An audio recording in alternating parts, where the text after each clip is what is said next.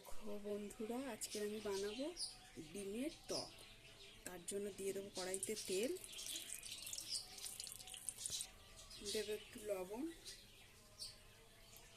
একটু হলুদ। আমি ডিমগুলোকে সিদ্ধ করে নিয়েছিলাম, এবার এগুলোকে ভেজে নেব।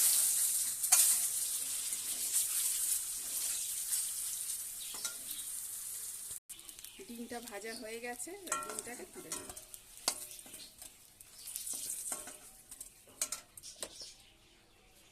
কড়াইতে তেল আছে, ওর মধ্যে দিয়ে দেবো শুকনো লঙ্কা, তেজপাতা, 5 ফোঁটন। এবার কাঁচা আম কটাকে ভেজে নেব। লবণ, হলুদ, কাঁচা লঙ্কা, এগুলোকে একটু ভালো করে ভেজে নেব। এবারে দিয়ে দেবো আলু, সবগুলো একসাথে একটু ভালো করে ভেজে নেব। দিয়ে দেবো জল।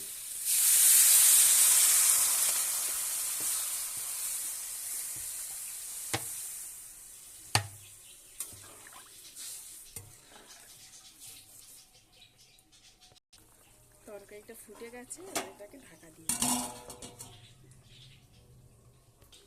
এবারে ভেজে রাখা ডিমগুলোকে দিয়ে দেবো।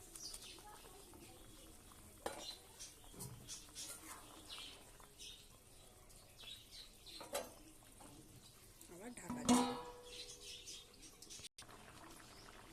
হয়ে গেছে আমাদের তরকারি, ডিমের তরকারি। এবার এটাকে নামিয়ে